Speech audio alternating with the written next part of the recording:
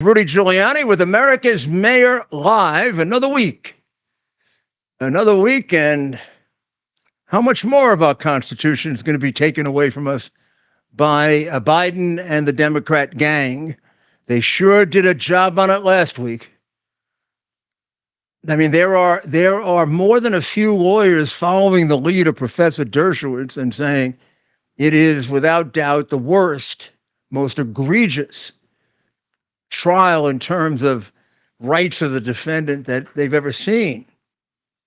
And a short while will contrast it with basically being tried in your own home where Hunter Biden is being tried. Not that he shouldn't be, but Trump should not have been tried before a hostile jury subjected not only to prejudicial pretrial publicity, but people who would be more prone to believe it. I mean,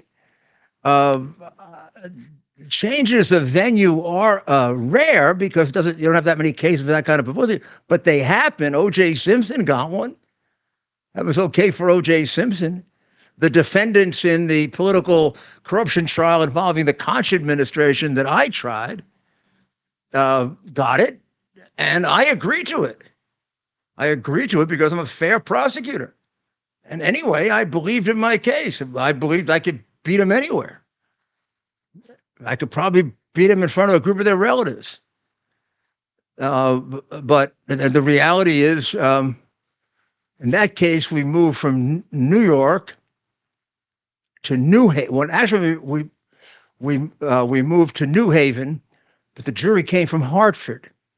So they were outside of the New York media market. So Hunter Biden's trial began today. Very, very different than Trump's trial. First of all, the judge seems normal. Judge Noriega. She seems like I haven't seen enough of her to tell you how good she is or not, but there's nothing untoward about the way she's handling the case. They wanted to put it off until after the election. Well, he's not involved in the election. He's not campaigning. But she gave him an adjournment. I mean, she gave him a couple of weeks to prepare. I once asked a judge to give me a day or two because I had just gotten the case and I had about 12 hours to prepare, and he just said no. But I was representing Trump, so it's a little different. So they went through the jury pool. She was a lot more sort of down the middle in the way she did it. They dismissed jurors who basically said that they couldn't be fair. One juror, I think, had already been accepted and then put his hand up and said, on reflection, I'm too partisan. Don't remember which way. The one that made it through that I'm kind of concerned about, there is one juror, 6 men, 6 women. There is one juror who believes that you should be allowed to have a gun if you're a marijuana user. Now,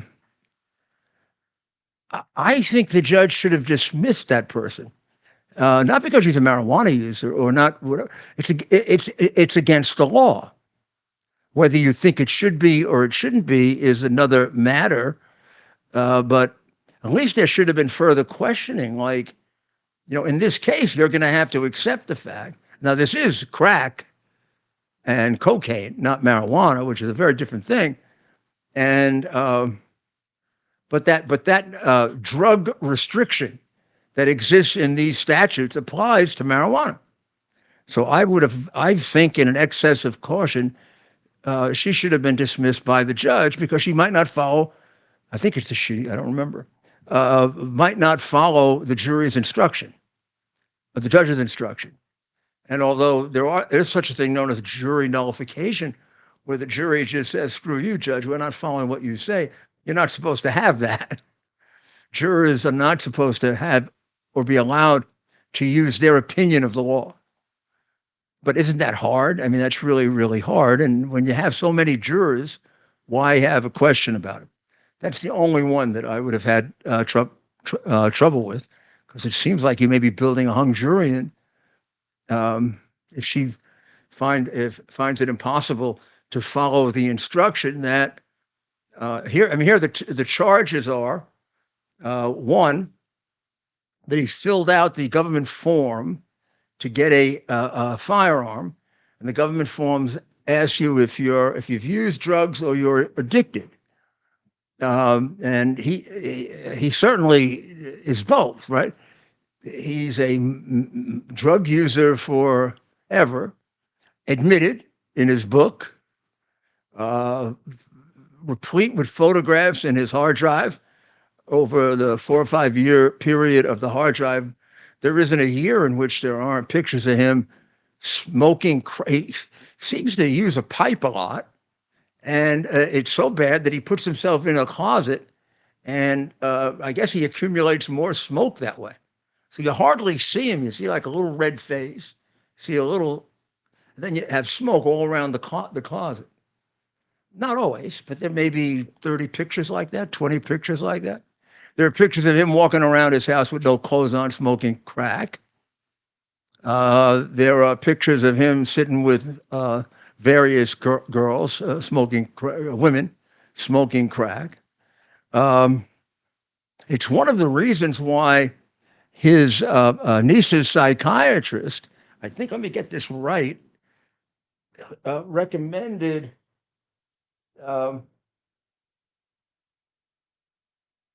his niece told the psychiatrist that Hunter, was sexually inappropriate with her. And Hunter says that she then withdrew that. And then he tells his father, but I am dangerous to the children. Now, nothing was done about that, which is extraordinary because you think a grandfather would be quite concerned about that. You also think you would know that because it's been on the hard drive from the day that we put it out. And also, there are several images on the hard drive that, according to the people that we had examine it, would constitute child pornography. And as soon as I found those, I brought them to the Delaware police, and they did nothing with it other than to give it back to the FBI, who did nothing with it. Whether they ever visited to protect the girl in question, which is required by Delaware law, I don't know. I confronted the commander of the Delaware police with regard to that, and he wouldn't answer me.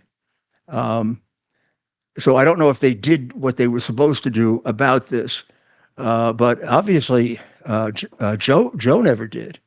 You can see that. You can see the text right there. That's a text from Hunter to Joe, and the thing that makes it crystal clear is the psychiatrist has the right information. According to this, the psychiatrist doesn't want him around the niece because he walks around with no clothes on. He talks to prostitutes openly on the phone. He smokes dope in front of them. Now, how would she know all that other than if Natalie told her? So it's a little stupid when he says, but Natalie denies. We don't know if Natalie denies ever telling the psychiatrist that or denies that it happened. Problem is, it's photographed. So Natalie obviously was lying to protect her perverted uncle. You just wouldn't have known those facts. They're just too damn accurate if they hadn't actually happened, right? And then somehow some kind of a guilt comes out in him. And after he says that, he says, but you do know that I am dangerous to the children. To which I said, I'm sorry, what he says is a very unsafe environment for the kids. Well, that would be true if you just look at the pictures and you see all the smoke. I mean, those kids are inhaling whatever is in that smoke that he seems to like so much. He crowds it all in a closet. There also are other pictures very disturbing in a different sense of him driving and actually making it clear that he's smoking because you see the smoke around and he's driving an automobile. And it's at or about the time that he makes this lie. So there are two essential crimes involved. I think one is only 2 and the other is 10 years. The false statement that he was neither a drug user or addict. He's both. And number 2, it's a crime for a drug addict or a person using a controlled substance to carry a gun. Well, he was using controlled substance at the time that he was carrying a gun. If he doesn't get convicted, because this is cut and dry, you know it's a hometown decision. You contrast it this way. Trump was tried by a jury, not of his peers, but of his enemies, in one of the worst places in the country for him, which is Manhattan, where they not only voted against him 90-10 or whatever, but they are probably, along with the West Coast, some of the people that are afflicted the most with Trump derangement syndrome, which would have them, believe anything anyone said about him that's bad. And he's being tried hometown. A lot of people had to be dismissed because they know the Biden family. Now, the interesting part of that is, and I will concede this, I was told by the Delaware police, who, remember, endorsed Trump in 2020, which had to take some guts against this senator for 2,000 years. And they all told me, as if one, people here don't like them. I mean, they've been a real cause of tremendous trouble. And, of course, a few exceptions, but not many. And boy, would we love to get rid of them. Now, he gets elected all the time. But, I mean, we get some very strange results like that in New York, where you have this brainwashed sort of reflexive Democrat. Republicans, oh, they're terrible, they're bad. No, Democrats, slave party, sure, absolutely. It's unbelievable. I mean, it is unbelievable.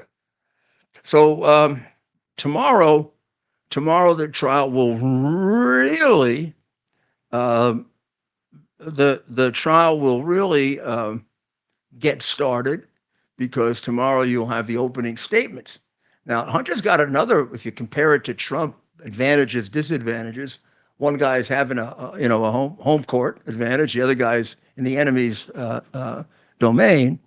The prosecutor in Trump's case was bloodthirsty, right? And they brought the guy from Washington. It's really funny when they say Biden wasn't involved, except his number 3 guy in the Justice Department was sent there, to be the hitman. Kind of hard to say he wasn't involved. But in any event, the guy trying this case doesn't want to do it. This is the guy that was willing to fix the case for Hunter. They were willing to give him a plea in which, I don't know what he even pleaded guilty to, some meaningless tax violation, and he wouldn't have gone to jail. So we got a guy who's trying him certainly with something less than full commitment, whereas the other ones were trying it with over-the-top, unbelievably raw anger and admission and hatred. So will he pull his punches? Will he do things that allow him to? Will he take a dive? We will see. And the critical witnesses, of course, are going to be his ex-wife and his girlfriends, Zoe Keston and Haley Biden, who had been his sister-in-law. But at this point, when this is going on, she was his mistress, and it was, if I recall correctly, it was kind of fading out. They were beginning to have a lot of problems, and I mean, there are images of her doing drugs with him. Don't know if she was a drug user before she met up with him or he made her a drug user. I do think there are some references by her blaming him for it, but you never know, right? One of the other really troubling facts that should have everybody in front of a grand jury Joe Biden visited with his former daughter-in-law and girlfriend to his other son uh, a week or so ago. She's going to be the main witness. She's the one who discovered the gun. She's the one who disposed of the gun. And she's the one who did it because he's a drug addict. Those are all the elements of the crime. What's he meeting with her for? He says he's meeting with her because the anniversary of everything goes back to Beau Biden, right? Whenever he's in trouble, Beau Biden died in combat, although he didn't. You got to feel sorry for me because of Beau Biden. And so he says he went to see her because it's the anniversary coming up of Beau's death. Except, according to everyone who's checked this, he's never done that before. Somehow, after 14 years, 9 years? Oh, let me check. 11? He died when, in 14 or 12? Well, he died before 12 because he used that as an 9. Probably 9 years ago. 9 years ago. So in the last 8 years, he didn't visit her. But now, just when she happens to be the main witness against his other son, he's visiting her. Is he prompting her? Is he telling her what to say? I mean, all of that is well within his level of immorality. I mean, he's done far worse than that. So when we come back, we will we'll take a look at what's happening with the aftermath of the Trump verdict and what people are saying about it, and how can we get any kind of impression yet as to how it's going to affect the election. We'll be right back. Here we are, pretty much at the beginning of the process here at this pristine, I call it a laboratory. It's not like a factory, it's like a hospital. This is the beginning of the process for roasting. Deep grain, very good quality. Most people don't use this quality. We deal with small farmers because they like to know who we're dealing with. They give us the highest quality, all organic, non-GMO. You should know all Arabica beans. No Robusto, all Arabica. They're going to go into the roaster and it'll get roasted for about 20 minutes or so.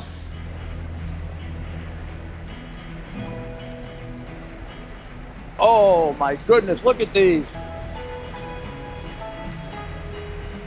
My goodness.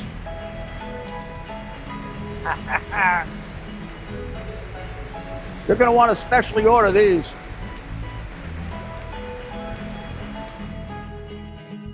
This is what goes into Rudy's coffee. And we're back. Well, there's Rudy Giuliani back with you with America's Mayor live and in person, very much alive. And there are some people that are not happy about that, I bet. 80 and feeling like he's 40. Eat your heart out, Biden crooks. I'm very proud of the fact that I'm the guy who caught you.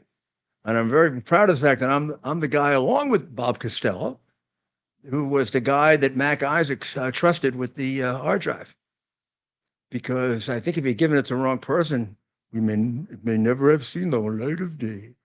Because I don't know when the Justice Department and the FBI were going to let us know that there was a hard drive.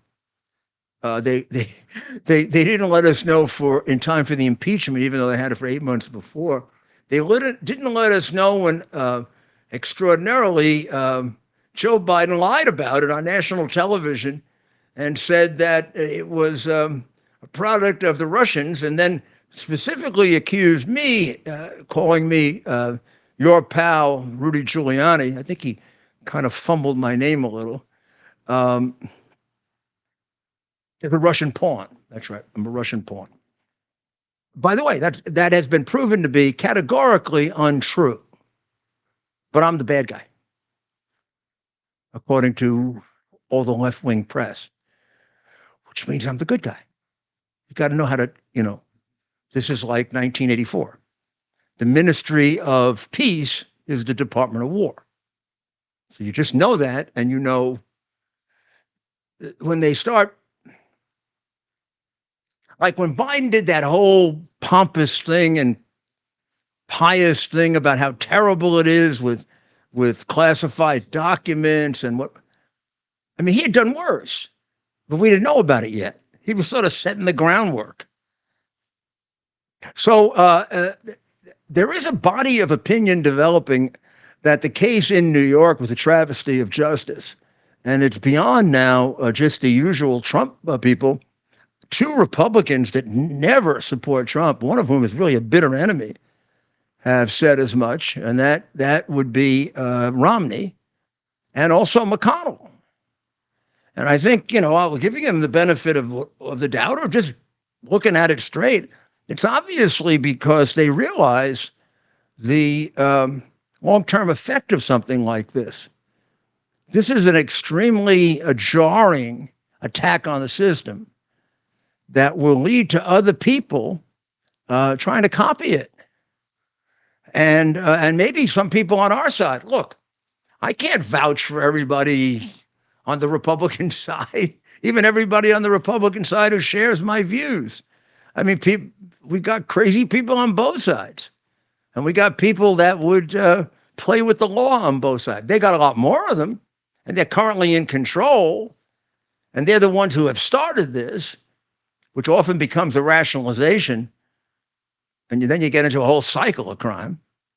But I have had over the period of the last 3 to 4 years, plenty of occasions, I shouldn't say plenty, enough occasions to tell people, no, you better not do that. We don't, I've had people propose to me, how are we going to win if we don't cheat like they do? I said, well, it isn't worth winning. We might as well move to some, if we're going to have they cheat and we cheat, we might as well go move to some other country because they ain't America no more.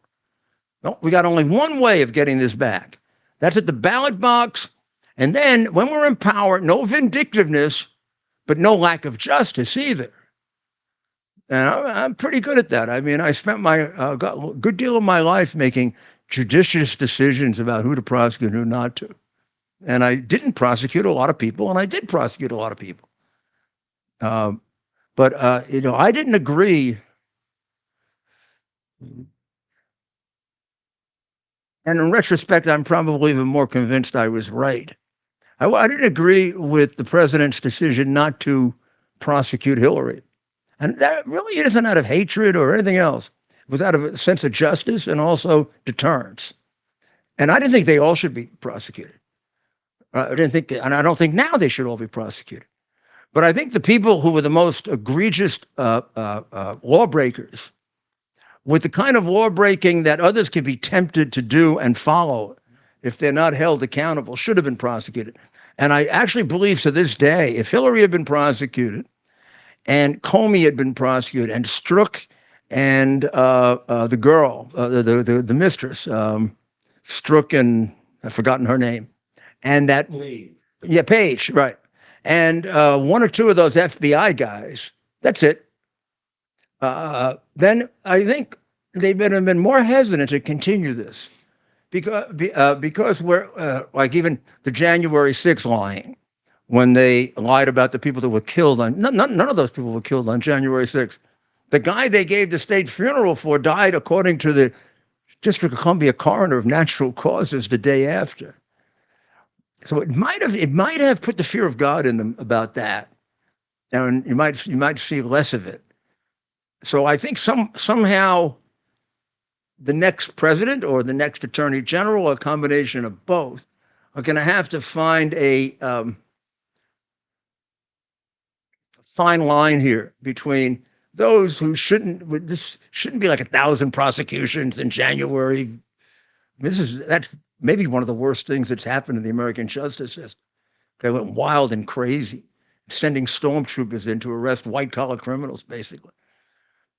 It should be a few judicious prosecutions of the people who were the worst actors, not little people, big people, and it should be limited.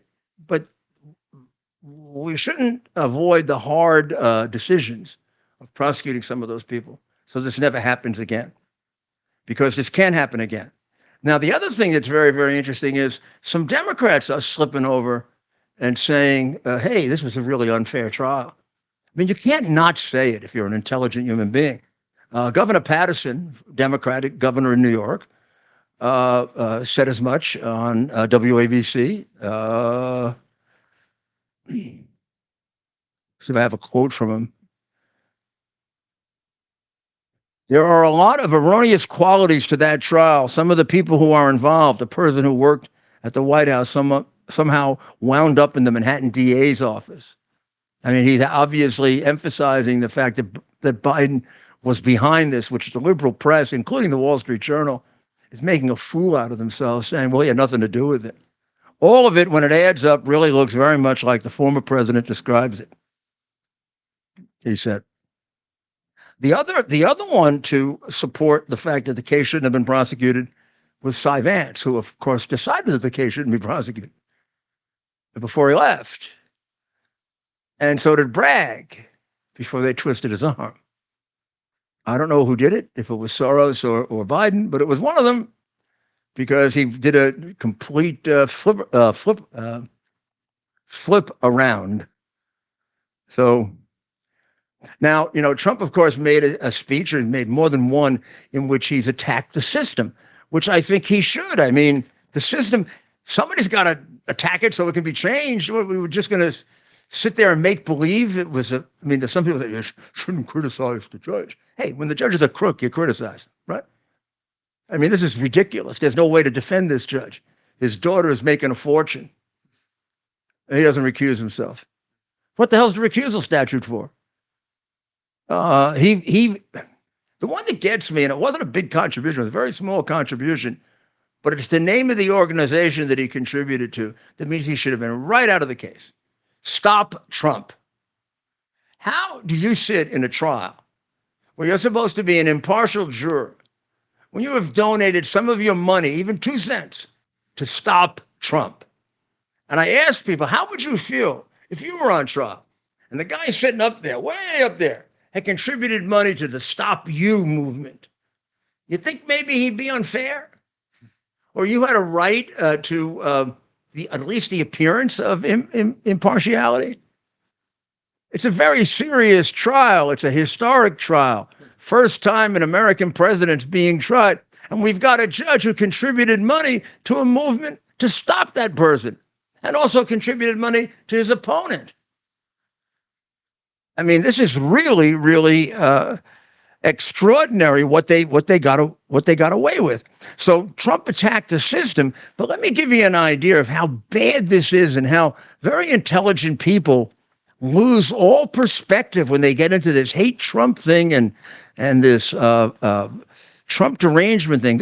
There in 2 places, I think, in the Wall Street Journal, which are high quality newspaper, very intelligent people.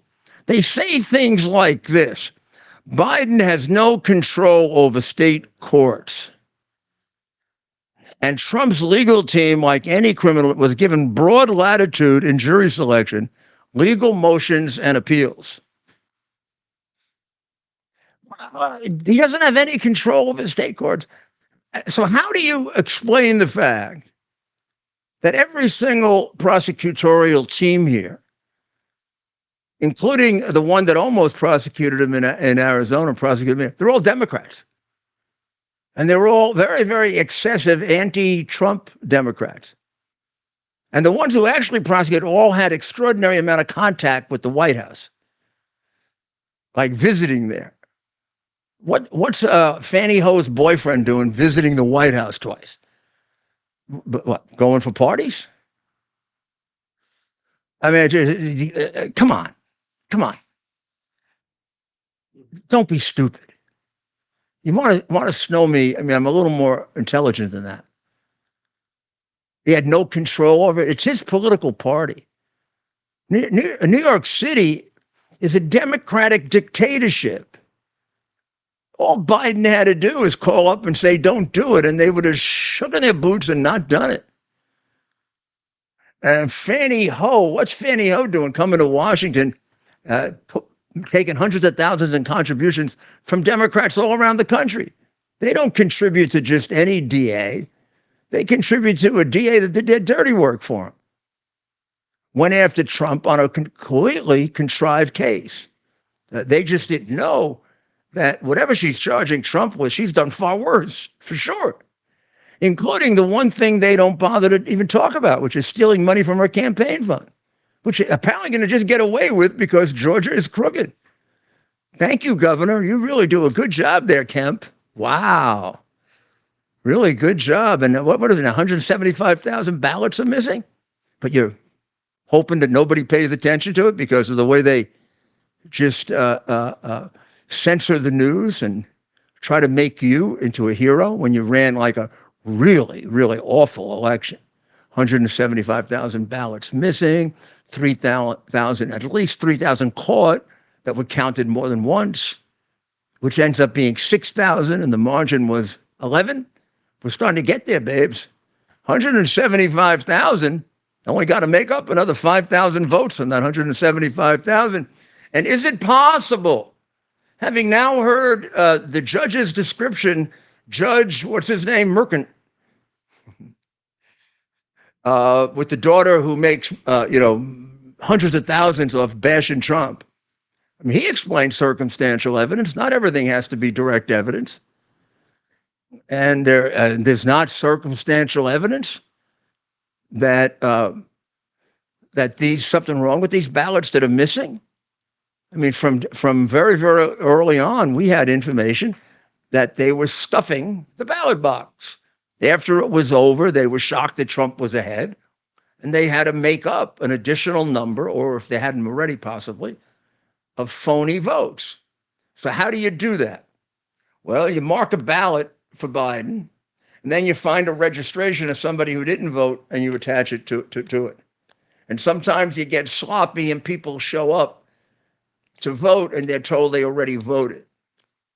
Now, we put witnesses on the witness stand who said that. If you read the Litton report, you'll see that way, way back, the report that was sent to Pence lists a number of people like that. So all of a sudden, now corroboration is coming forth for that. So if that's correct, there are a whole bunch of phony ballots hanging around, which is the reason they fought us tooth and nail not to show us any of the paper. Nobody on behalf of Donald Trump got a chance to examine the ballots. They were counting the same phony ballots 3 times. And if they were straight and they were pure, they had nothing to hide. They just said, Giuliani, drive yourself nuts. Go through those ballots as many times as you want. And all you're going to find are official state stationery that was ordered for the ballots. Your expert is not going to find, as you're saying, ballots that were printed later. He's not going to find ballots that were marked by a machine, like we had evidence of. And you just look at it. And one thing you can tell for sure is if the ballot was marked by a pen, pencil, or machine. People don't go into the voting booth and mark a ballot with a machine, nor do they submit an absentee ballot. And absentee ballots, even from 20 feet or 30 feet away, we had plenty of observations and plenty of affidavits and witnesses who said they saw this. Although they didn't see this. That's what an absentee ballot would look like. Not like that. Because it has to go in an envelope. If it doesn't have an envelope, it doesn't have a signature, because the signature goes on the envelope. And if it doesn't have a signature, it's not a valid ballot. They saw lots of those. So Wall Street Journal, will you stop this? He didn't have control over the state courts. They're all Democrats. He's the head of the party.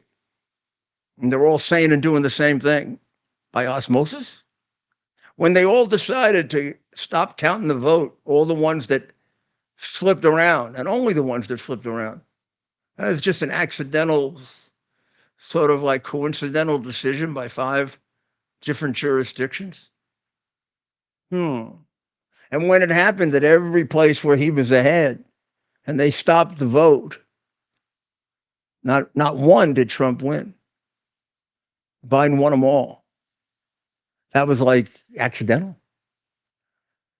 And the fact that you didn't let people get near the ballots in Philadelphia and in Detroit and in Atlanta was all accidental. They all decided to get them put behind barriers like they were cows and not let them see the ballots. Just kind of like, it just happened that way. Wasn't coordinated. They sure ended up doing exactly the same things that they never did before. I guess they woke up and they had a dream. I mean, maybe somebody visited them nocturnally. Yeah, I thought it was interesting, Ted and Rob, that Trump joined TikTok. Oh yeah, I know that. You know, we go back and forth on that, right? And you know, I think it's crazy, but there's a good chance they treat us better than some of these. yeah, but I think it's, My goodness. but that does sound like they have a little bit of a, I don't know. They make me nervous because of the connection with Red China. We want to follow his news. 170 million Americans use TikTok. But you want to know an interesting fact? Biden has 330,000 followers on TikTok, and he's been on there forever. I have 1.7 million on X, for example. Trump got 800,000 in one visit. How did that guy get 85 million votes? Even that's ridiculous. Back in 2020, when he would show up, 3 people would show up. More people showed up that were honking their horns, booing him than for him. So what, they all came out to vote? Out of the woodwork? Or was there...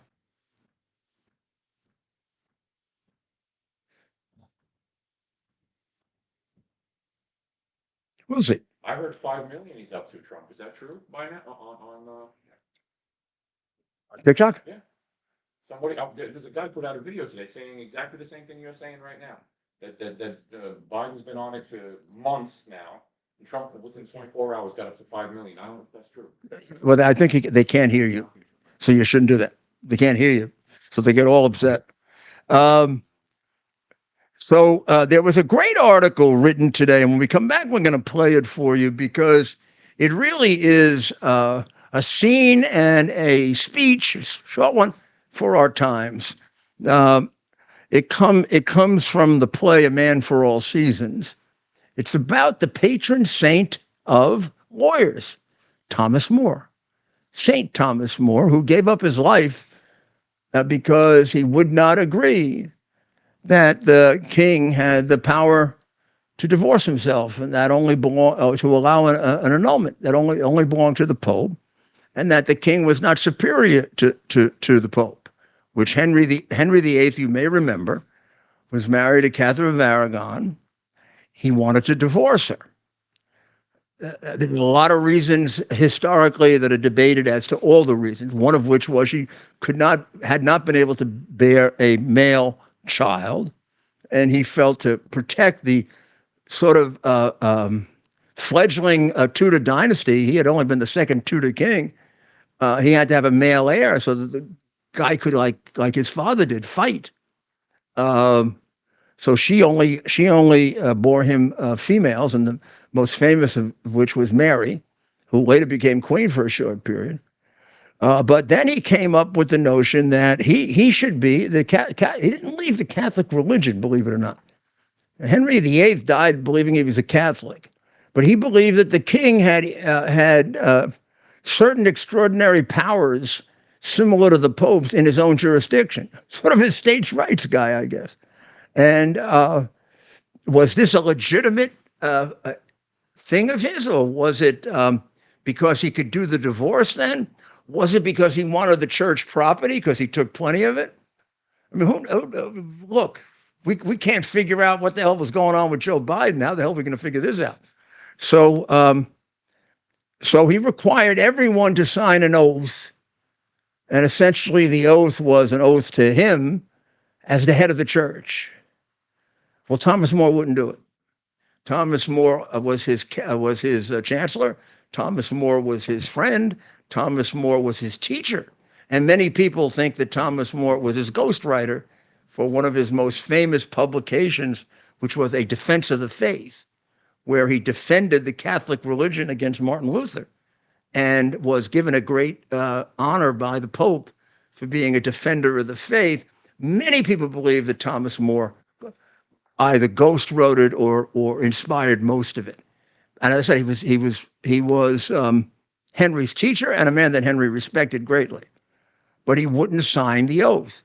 So here is a scene in which his son-in-law, who by the way was a Lutheran, is explaining to him why sometimes you have to compromise. So we're going to take a short break, and when we come back, we're going to listen to this scene from A Man for All Seasons, and then explain it just a little bit, because it really has relevance to today and maintaining your principles or not.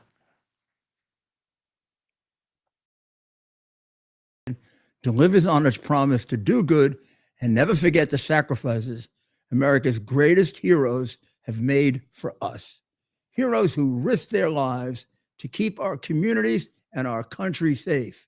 Heroes like United States Marine Corps Captain and pilot John Jeremy Sachs.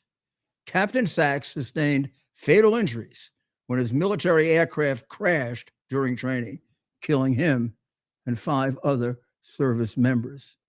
He's remembered by loved ones as courageous, brilliant, and devoted to his career, family, and friends. John is survived by his wife, Amber, who gave birth to their second daughter 3 months after his death. Tunnel to Towers paid the mortgage on the family home for Amber and their 2 daughters. The foundation has helped over 1,000 military and first responder families navigate the worst of times by removing the burden of a mortgage payment. Our nation's heroes and their families need your help now more than ever. Donate $11 a month to Tunnel to Towers at T2T.org. T2T.org. That's T, the number 2T.org. T2T.org. Please donate now. Make sure you get your $11 in for T2T.org for Tunnel to Towers. It's a great organization. You're going to be the better for it. So here, I'll set the scene for you. I mean, Thomas More had been elevated to Chancellor of England, which is the highest position other than the king. They even had a chancellor's court. And although he wasn't a priest, he was a very, very scholarly student of religion, to the point at which he's one of the greater theologians and a highly respected man.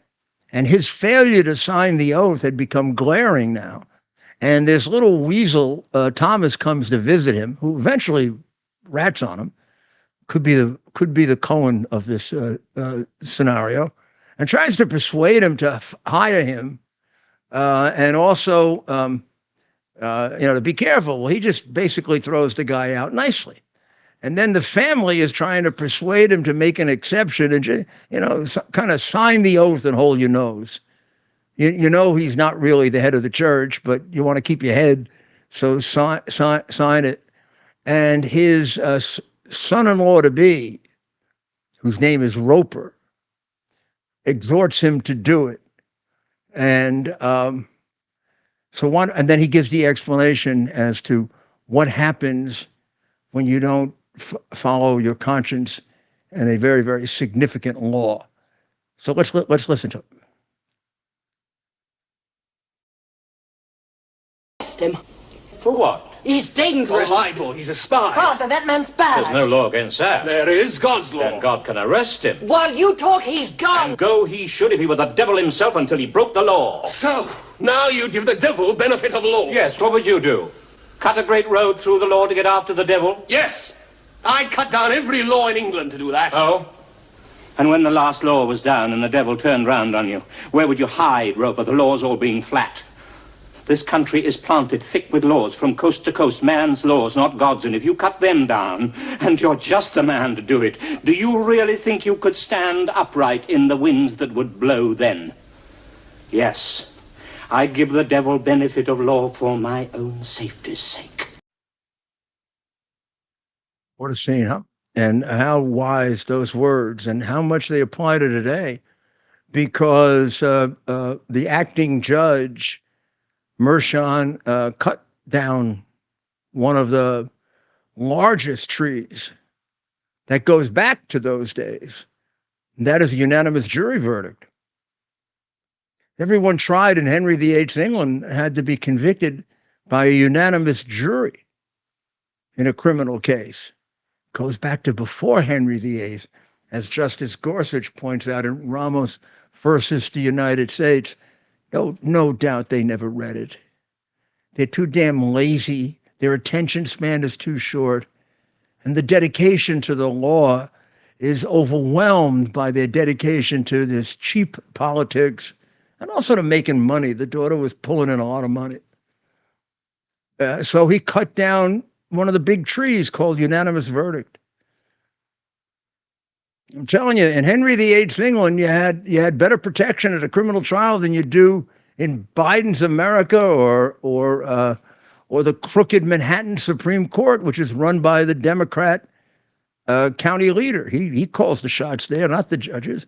When you see a Manhattan Supreme Court justice, remember, he had to be approved by the bosses of the Democrat Party in Manhattan. Otherwise, he wouldn't be on the ballot. Now, acting traitor here hasn't even been put up for nomination. They've been dragging him along by the nose for about 20 years, 22 years, which is why I call him acting judge. Never been put on the ballot. I don't know if that makes a big difference. Anger Moron was put on the ballot 3 times without an opponent. That's the way they did it in the Soviet Union. I don't know if they did it that way in Nazi Germany, where Hitler pulled some people out like to be on the other side and just make sure you lose, because he ain't going to be around if you don't. So the point is, people sitting on that bench owe their judgeship not to the people, not even to the mayor or the governor or the president. One person. They owe it to the Democrat Party. And as I was taught in law school, a lot of these judges can be honest on lots of things, and good. Comes to a political case, don't be naive. You're not going to beat the Democrats unless they want you to. They control the courts in the places where we have a one-party system. That can be Manhattan. That can be Fulton County, Georgia. Remember, when Fannie the Hoe admitted extraordinarily that she took money from her campaign account to use for personal reasons, the judge didn't even bat an eyelash. It's okay. They have taken ethics. They've defined it down for some time. And now they've defined it away, as they have with equal application of rights. Believe me, Hunter will get a unanimous verdict. I don't think he's going to have a multiple choice verdict. Pick 3 crimes. There have been some non-unanimous verdicts in America. 2 states. The whole history of it is racism. The whole history of it was done to make sure that you could convict blacks. In Louisiana. Nice, huh? That's what he takes an odious, racist, singular exception to a rule that's 800 years old, and they apply it to get Trump. I mean, they would do anything. Now, Bragg sat around for the whole trial. He took like 6 weeks off. He was in court every day. He wasn't doing anything. It tells me he's afraid to try a case. In any event, while he was doing that, crime was going crazy in New York. Absolutely going crazy. Nicole Galinas has an article in the Post today in which she put out the fact that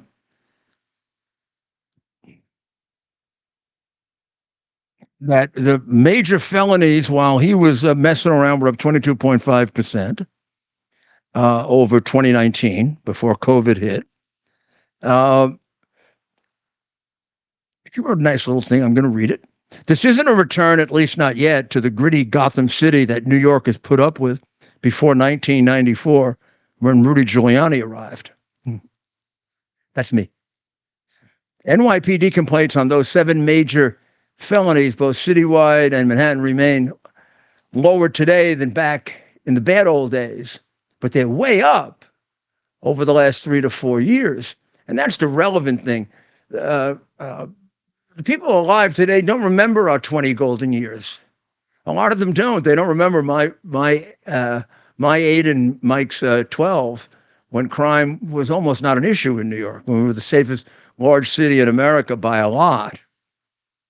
But while he was doing this on the Upper West Side, a 30-year-old man was walking to his car when a stranger approached him with a knife and, without any warning, stabbed him. A man was stabbed in both legs by 3 men, one of them wielding a machete outside of the Times Square McDonald's. This is all while the DA was, taking his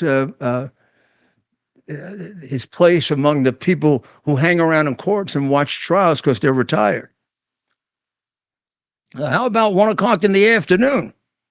It happened at 1 o'clock in the afternoon on Times Square.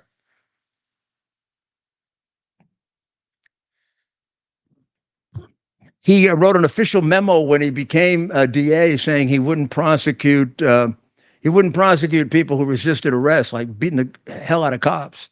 He had to change that one, but he still doesn't do it. About 50% of the crimes, he just lets them go out. We're constantly dealing with people out 3-4 days from one crime and they commit another one. He's got about 7,000 to 9,000 people walking the streets that'd be in jail if I were the mayor or Mike Bloomberg. And one of the commitments he made in his odious memo was commitment to making incarceration a matter of last resort, which means an awful lot of people are walking the streets that can do an awful lot of harm to you. But he's done a very, very good job of one thing. He has really scared the hell out of accountants making mistakes in entering business records and calling something that appears to be a legal expense, when he decides that it isn't.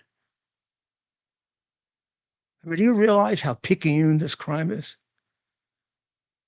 Do you also realize that they're all concerned about the 3 so-called felonies, none of which we know which one they convicted him of, because he let them pick, and if they got 12 votes and on any combination of the 3, so you have no idea if they found them guilty of federal campaign finance, state campaign finance, or tax.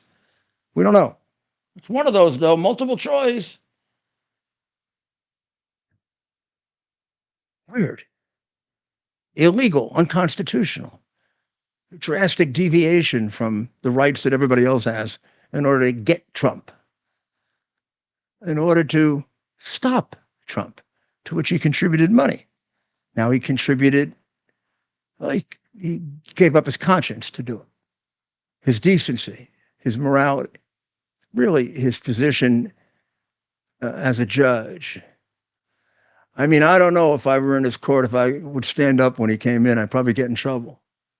But I don't know, blind obeisance to me has never made much sense. This guy is worse than the people he's sentencing. At least they don't. They may hurt somebody or do something, but they haven't destroyed our system of justice. Since the year before Bragg took office, NYPD complaints are up 7.3% for felony assaults, 8.4% for robbery, and 31.3% for grand larceny. And right now, felonious assault is up 70% while he was sitting in the courtroom. And his assistants were letting people go based on his orders. And the one that really gets me is he's letting Broadway go. The attendance at Broadway plays is way down. Broadway has not recovered. It's making less than it made pre-COVID. It has many fewer people coming. And to say it has something to do with plays is garbage, because the theater district in London is doing just fine and has grown back to more than pre-COVID. It's because people get knifed in the middle of the day there. It's because he has no idea how to patrol it like Bratton and I did, and straightened it out in a couple of weeks by using police officers on horseback, anti-crime cops in the crowd who would alert them to the pickpockets and the harassers, and they didn't get more than one. Whereas on a good night under Dinkins, they could do 20. But they didn't have the attention span to sit down and figure out how do you. Let's go through a skull session on how we can bring it down, which is what I did on all these crimes. It didn't happen just. We decided on the strategy for getting the squeegee man off the street. We decided on the strategy for getting rid of all of those horrible paintings that they had all over the city in which they were defacing people's property. We figured out a totally new strategy for domestic violence, execution of which was a dangerous thing for cops, and we lost the life of a very brave police officer who was executing the new rules of returning. We motivated police officers to get there before the crime was completed, so that we elevated crime reduction from just arresting someone to the real goal is to prevent the crime, isn't it? Does anybody talk like that now? The real goal now is to let people out of prison. Well, speaking of crime, Mayor, we now know that the Venezuelan migrant accused of shooting the two officers here in New York City early Monday morning and overnight had crossed into the U.S. illegally last year, and the case against him had already been dismissed. So Eduardo Mata is 19 years old, had a hearing in Chicago on May 6th where an immigration judge closed his case. Yeah, and then he's been a multiple offender. What he's been doing is, and on Sunday morning, he shot at two cops and wounded both of them, and they wounded him. But basically, he's part of a gang that steals your cell phone, and they do it on a moped. And there are sections of New York where this is prevalent. So you're standing at the bus stop, you're standing outside a restaurant, you're standing somewhere. Reminds me a little bit of the Broadway crimes. And they're quick. They come by on the moped and boom, they pull it out of your hand and they're down the street. And then they got a whole business in recycling these, $1,000, $2,000 complex phones. And they're making a fortune with it. Meanwhile, the crime rate in Venezuela is way down. We've had a lot of problems, particularly with the people from Venezuela. 8 of them beat up cops about a week ago. 6 were out. Alvin Bragg got 6 of them out on the street so they could do it again quickly. All while he was paying attention to the serious problem we have in the entry of picayune allegedly false business records. And really, we really dodged a bullet with that, because now nobody will put in legal expenses when they should put down hush money. Big problem. That's a much bigger problem than this guy shooting cops, or all the people, all the foreign criminals that Biden has invited here. This guy who shot the cops is a Biden escorted into the United States person, and a tenant of Adams, because he lives in one of the much nicer residences that are made available to the illegal aliens that are not made available to our own homeless or our veterans. So this crime doesn't take place if you people weren't so stupid as to elect these 2 Democrats. This crime would not have taken place. So will you stop being stupid? That party needs to get seriously jolted so the good people can take over. The only way to do that is to get rid of the. This started with Clinton. It started with buying all of Clinton's crap and letting Hillary off the hook for serious crimes. 33,000 emails destroyed, classified material hacked that goes off to some of our enemies that she shouldn't have had in the first place. But Broadway, Broadway was a big focus of mine. And it was one of my great successes in turning Broadway around. When I was first mayor, Broadway they had nothing. I mean, Broadway had nothing. They had even the prostitutes wouldn't operate on Broadway because it was too dangerous. All you could get were, movies and pornographic pictures. You had to go, a couple of blocks away if you wanted to have some kind of physical contact with a prostitute because it was too dangerous for them. Live performances were gone. They wouldn't even have pornography there. Just drug dealing. This is after, but you can get a good sense of it if you look at the movie Taxi Driver with that piece of crap De Niro, who does a great job in the movie, and you watch the scenes that were filmed, I think by Scorsese, would show you what Times Square looked like then. It was controlled by the pimps, the drug dealers, prostitutes, all the theaters gone. You fast forward to the second or third year I'm mayor, it had already changed. Lion King performed there for 8 straight years to sold out audiences. Broadway went to record levels. Pornography gone. We got rid of it. We fashioned a new statute that had to be taken through the courts, and we won, thank God. This didn't happen by wishing it. It didn't happen by the usual Democrat bullshit. It happened with hard work and dedication and being willing to be criticized. When I required people to work who were on welfare, I was accused of running a plantation. I knew I was doing good for people. It didn't bother me. I look at myself in the mirror, and sometimes I pray, and I say, am I doing the right thing? Guide me. I'm sure not going to be guided by the New York Times. I live by what I was taught by Ronald Reagan. Yeah, read the Times and then do the opposite. It works well. I mean, they get worse and worse. And if you read it, do the opposite, you're going to be a pretty moral and decent person. And just recently, felony crime in Midtown South, which includes Times Square, remains 50% higher than in 2019. Serious assaults have nearly tripled. So who's going to go to Times Square?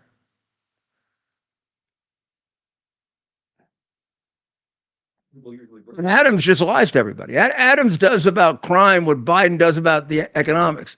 Everything's great. Bidenomics is fabulous. Meanwhile, you're paying 3 times more for groceries than you paid before. Or you're paying more for gasoline. Oh, gasoline is down. Gasoline is down from the big high that he created to 30 to 40% higher than when Trump was here. And this guy said, oh, crime, we got murder down. Well, nobody gets murdered, really. I mean, statistically, murder is extraordinarily relevant to the level of morality and the ability to control crime, but it doesn't affect most people's lives. I mean, now we're talking about increases in murder or decreases in the hundreds. It affects hundreds of people among over 8 million. But if you're talking about serious assaults, you're talking about 7,000, 8,000, 9,000. And so that everybody is affected by it. I don't mean everybody is affected by it. Everyone is a victim of it, but everybody knows somebody who is, which is almost like being a victim. And it creates a fear quality that destroys a city. And we're in that cycle right now. And between Biden and the illegals, these people all are hard workers, and my backside. The guy who shot the cops today, yeah, he was working. He was working with a gang that stole cell phones. They're not, look at them when they're coming in. They're not coming in with families. These are military age men, and you might have a few exceptions, but they ain't looking to work hard. We'll be back very shortly.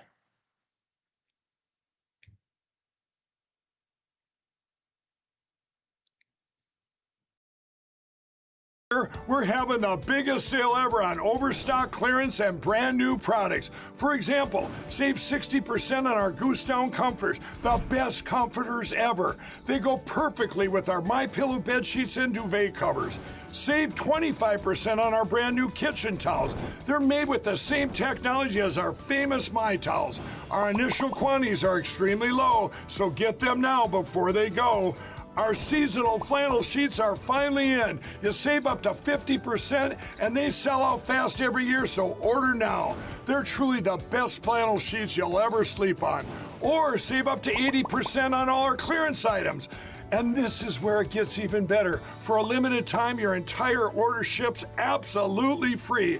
So go to MyPillow.com or call the number on your screen. Use that promo code to get deep discounts on all MyPillow products. And for a limited time, your order ships absolutely free. Welcome back. Let me give you this breaking news, pretty much breaking, later during the afternoon today. The Georgia Appeals Court has set an argument for the disqualification of Fannie the Hoe, who stole money from her campaign funds, which is being ignored by the crooked state of Georgia.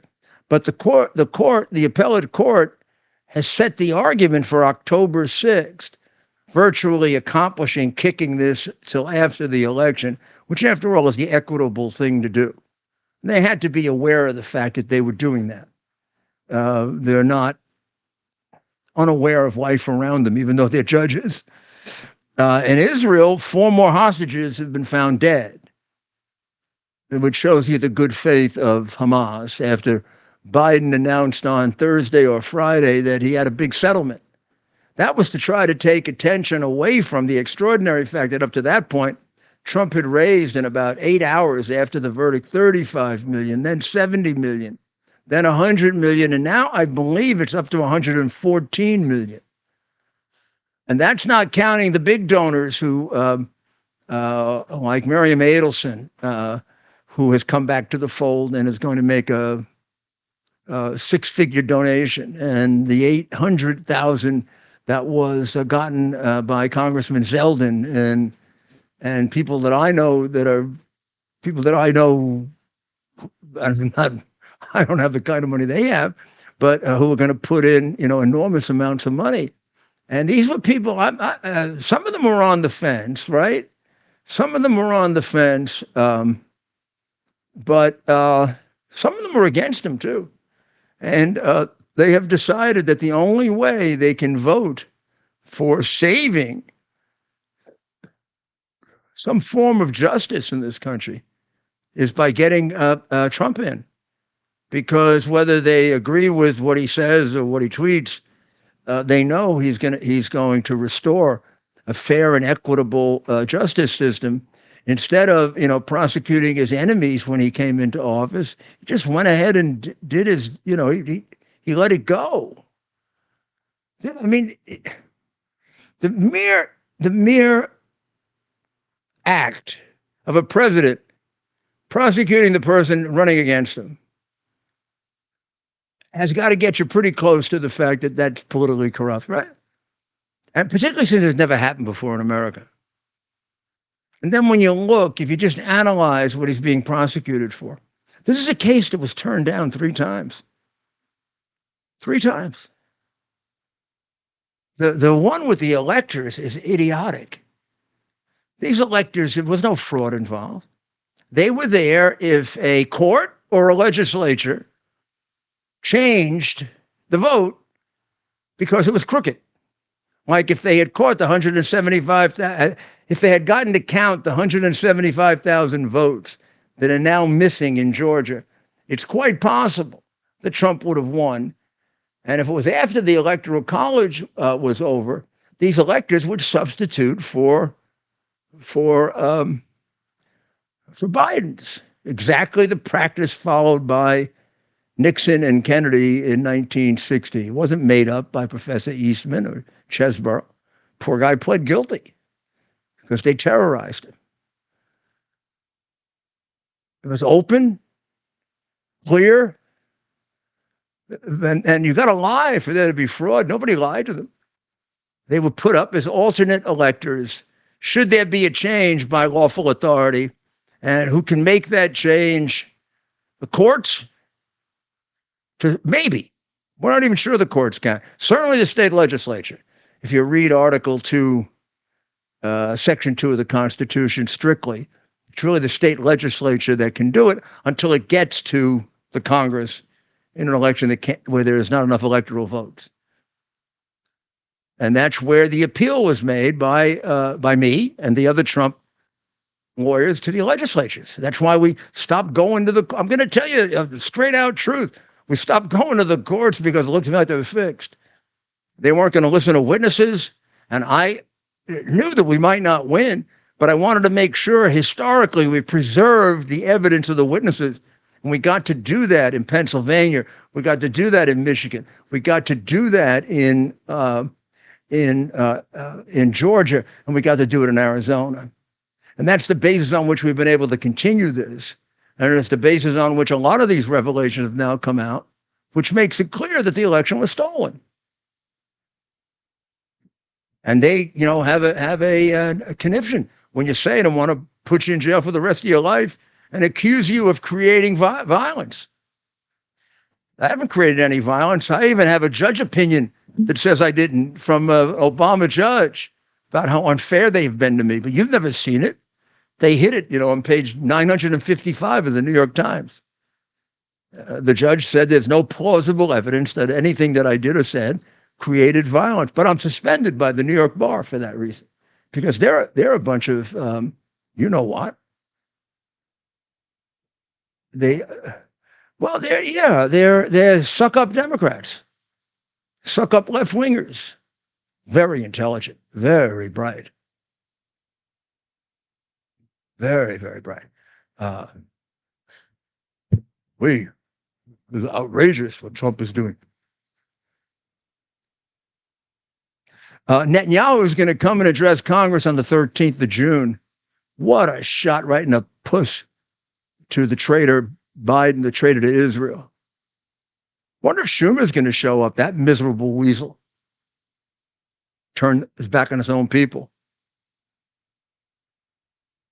What do you think? You think Schumer's going to show up, or is he going to be, he should be on rat patrol. Adam should put him on rat patrol. Oh, he'll be there. He could probably draw a lot of rats around him. Yeah, he won't be able to help himself. He'll be there. He knows a lot of cameras. Two Democrats to agree that they should investigate and maybe prosecute the people that run the oil companies for raising the price of oil. Okay. He should prosecute Biden for it by getting rid of the pipeline and just cutting out like all kinds of oil property in Alaska. That's the reason why we were energy independent. We were energy independent when Ratface came into office, and now we're not. That's the reason. It's also because of all your green garbage. That doesn't have to do with the people running the companies. And so this criminalization thing is now really taken over. So now instead of just having a political argument, you want to put those guys in jail. Because, they're colonialists. They're bad guys and they're white. Maybe there's one or two of them that are black, and we'll see what happens then. So I think I got you most of the news you're not going to get elsewhere, or it's not going to be Bibi in Congress, right? 4 more dead in Gaza of the hostages that Biden never mentions, except to get their names wrong. The Georgia Appeals Court has put it off to the 4th, which sort of takes the Georgia case out of the equation. So there are just 2 others left. And I guess Trump has to decide, where does he go with his appeal? And there are a couple of interesting decisions there. You could attempt to go directly to the Supreme Court on the grounds that there's a constitutional question involved, and like they did in 2000, it's eventually going to show up there, but too late to make a difference. So the court there extraordinarily took the case. I don't know if they were paying attention to what happened in New York, and you're a person of good conscience, you've got to say it's the most unfair trial that you've ever seen or heard of. And you did something that was unbelievably unconstitutional, unfair. You denied a basic human right, which is a right to a unanimous jury. And if you are a strict constitutionalist, or you strictly follow the beliefs of the founding fathers, you decided to play God, because those rights there in that Bill of Rights come from God. Sorry, stupid face, you're not God. You're just not God. You think you are. You act that way, and you do a pretty good job of being a phony. Very nice in front of the jury. And then when the jury's not around, you really are a nasty guy. So I don't know where you came up with this non-unanimous multiple choice jury thing, but it sure indicates that you're the guy who should be having his law license taken away, not me. Bragg is trying to figure out whether to recommend jail. Hey, I'll put anybody in jail. He's the guy who said that we should, minimize jail sentences. Use them very rarely. So here we got a first offender on a tenuous theory at best of law. The original statement sounds like it's true. Legal expense, perfectly legitimate way to describe a payment for an NDA. And particularly since you tried to make it seem like the only thing you had to describe is the payment to Stormy Daniels, there are 4 or 5 other payments that are in that $400,000. So the best and most accurate description of it wasn't put down hush money. You would think that's all it was. It wasn't. And it was all an expense done through a lawyer. I would say it was absolutely truthful. I certainly would say there's no way you can prove beyond a reasonable doubt that it was false. Also, it wasn't chosen, as the evidence said. Trump didn't choose that description. The description was obtained by Weisselberg and his assistant using a drop-down menu. In other words, they had a list of different ways you could describe generic or combined expenses. That's the one they picked. No intent to do anything to anybody. The idea that some of that money was helping Cohen pay his taxes, there's no evidence that Trump knew that. I mean, if you know Trump, it's kind of hard to believe he's going to give him extra money, but in any event, it had nothing, and from Trump's point of view, to have to do with the tax laws. Nor were the tax laws even explained to the jury. Nor were they unanimous on it. The campaign finance offense, the jury never found out. The Campaign Finance Board doesn't consider it illegal because they wouldn't let the guy testify. He let Cohen say it's illegal, who's a disbarred lawyer, but he wouldn't let the preeminent expert testify. That's a fair trial. Yeah, for Democrat dictators, it's a fair trial. So now this guy, Bragg, is going to figure out whether to put him in jail for a year. Geez, why don't you put the guy who bashed in the head of the 74-year-old woman in? Well, what are these people doing out in a day that are going into stores and ripping them apart and taking everything out of the stores? Why don't you pay a little attention to them? Why don't you take a look at all the retail stores that are legal? Why don't you take a look at why don't you read Nicole Galinas' column today and see how you're ruining Broadway, you bum?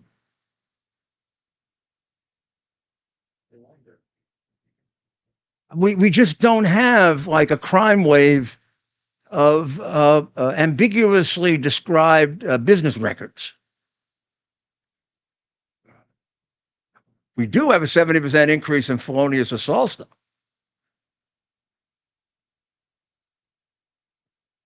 What are we doing with you anyway? How is this city extraordinarily? I mean, I watched your debate. You really are a poor excuse for a lawyer, which is why you didn't try the case. And even the stuff you said when you were running, I will say one thing for you: you didn't hide it too much. You look like you were going to be a completely dishonorable, dishonest lawyer, and not follow your oath. Then you announced right away you weren't going to follow your oath. And the silly person we have in Albany doesn't have the guts to take you out. Hochul. She doesn't have the guts to do anything. She's just waiting to cash in on the stadium. And Adams didn't have the guts to really squeeze it. Now, Adams could have done it. Adams could have gone to her and said, not going to support you, Hochul Pogel, unless you get that law changed. And then he could have told Cousins and the other guy, I'll be in your district every day. And every time somebody in your district is injured and let out, I'm going to let the people in your district know that you're the cause of the crime. You're not going to like it very much. Because back then, Adams was popular. Now he's got, I mean, at one point he had the highest disapproval rating of any mayor in history. Seems a little unfair because no matter how bad he isn't as bad as de Blasio. But he's got a worse disapproval rating than de Blasio. People see through you. Maybe they feel better about a guy that is crazy and stupid and nutty and is honest with them, because everybody knew that de Blasio was a communist, than a guy who fools them and says, I'm going to change it, but he doesn't because they have the guts to do it. Or he's blaming the immigration on Abbott. Abbott's a racist. That's why we have all these people here. No, it's Biden. You almost got to say that one or two times until they went after your chief fundraiser for Turkish money, and you got remarkably silent. Yeah, and now we see that all these Turks came in, and they're a real problem because they come in. It looks like they're high value immigrants because they're not coming in with. They're coming in with special arrangements that are made with the cartels, which says to me they're coming in here for one of the main purposes that they have in ruining our country. Maybe it's drugs. Maybe it's human trafficking. Maybe it's terrorism. I mean, they are supporters of Iran. They can make a lot of money with Iran. Basically, just redirect and get some of that money that Biden has given to the terrorists. Maybe Iran still has some of that cash that Obama gave them. Mexico had an election. They elected a communist to succeed a communist. So we'll have to see how it goes. Trump did a pretty good job of tying Andres Manuel Obrador around his finger. Obrador did a pretty good job of tying Biden around his finger, but that's not hard. The guy's got no brain. But she's coming in and she wants to make it even more communist. Criminal gangs are running Mexico. Doesn't look to me like she can do a damn thing about it except let them continue to run Mexico. I don't even know why they had an election. The 6 major cartels run the damn place, and they run our border. They run us, and they run them. So we are going to have to speed up the clock and get to January. Who knows what he's going to do at the last minute? He's letting all these people in now, a lot of these immigration people, he's letting them in a very sneaky way. He's paroling them into the United States, hundreds of thousands. He's letting them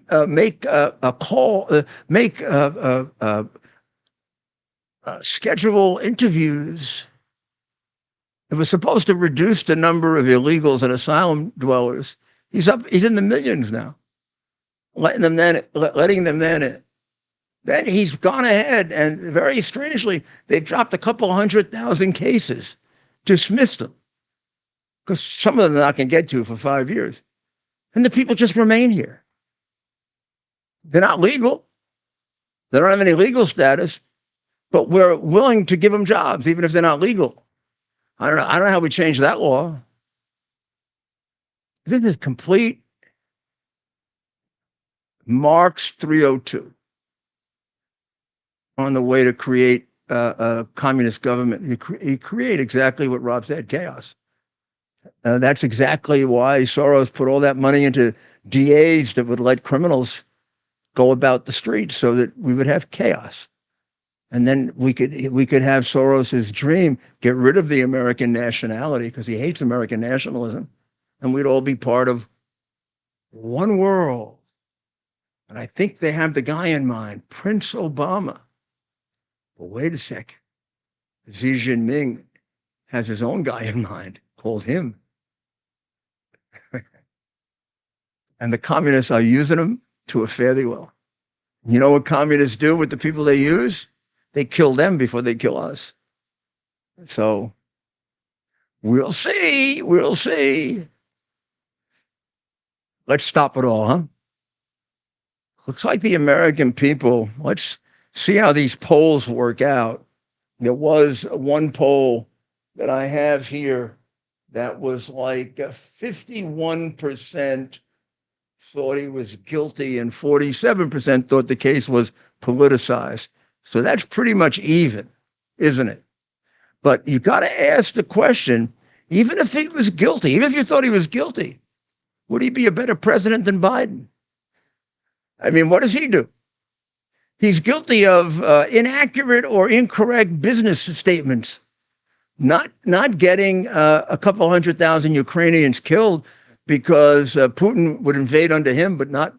I mean, we'll take the business record thing in exchange to have all those Ukrainian lives back.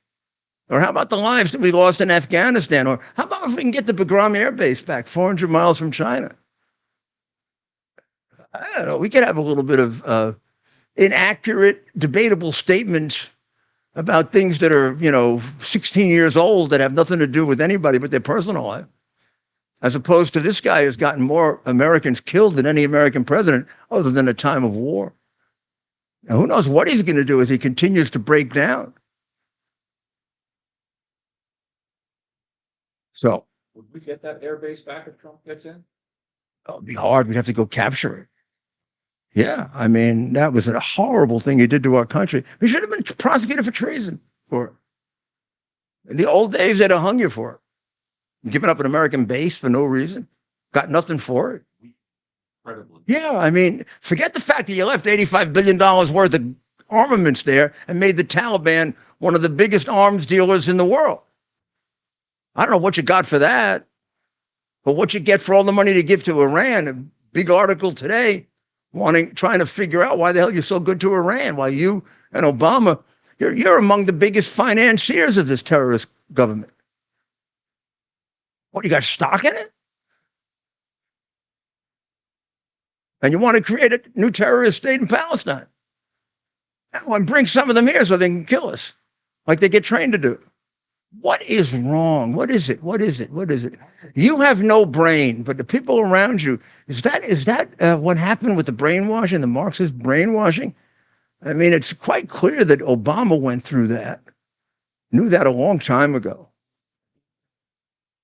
Well, they hate us. Yeah. They hate America.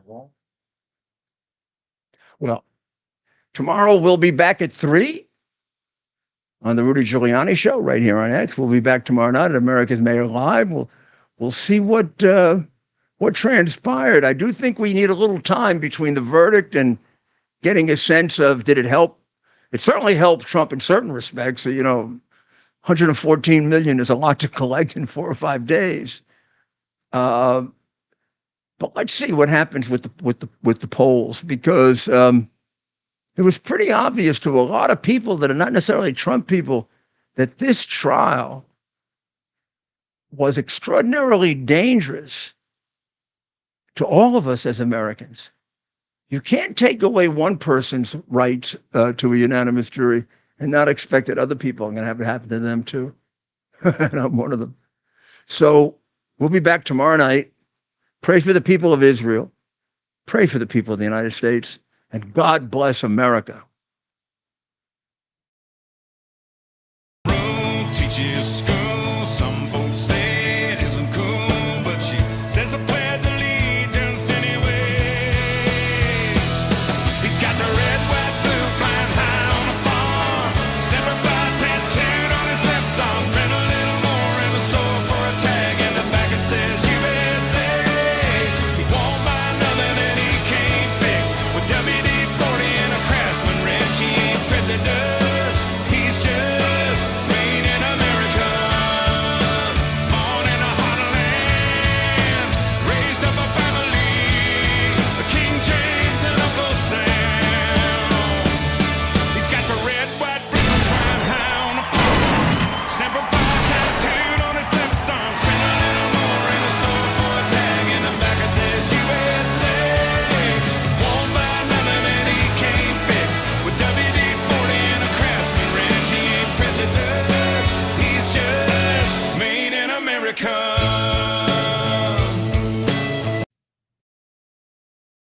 Bear the principle of common sense and rational discussion to the issues of our day.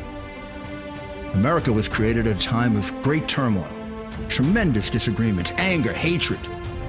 It was a book written in 1776 that guided much of the discipline of thinking that brought to us the discovery of our freedoms, of our God-given freedoms. It was Thomas Paine's Common Sense, written in 1776, one of the first American bestsellers, in which Thomas Paine explained, by rational principles, the reason why these small colonies felt the necessity to separate from the Kingdom of Great Britain and the King of England. He explained their inherent desire for liberty, for freedom, freedom of religion, freedom of speech, the ability to select the people who govern them. And he explained it in ways that were understandable to all the people, not just the elite. Because the desire for freedom is universal. The desire for freedom adheres in the human mind, and it is part of the human soul. This is exactly the time we should consult our history. Look at what we've done in the past and see if we can't use it to help us now. We understand that our founders created the greatest country in the history of the world, the greatest democracy, the freest country, a country that has taken more people out of poverty than any country ever. All of us are so fortunate to be Americans. But a great deal of the reason for America's constant ability to self-improve is because we're able to reason, we're able to talk, we're able to analyze. We are able to apply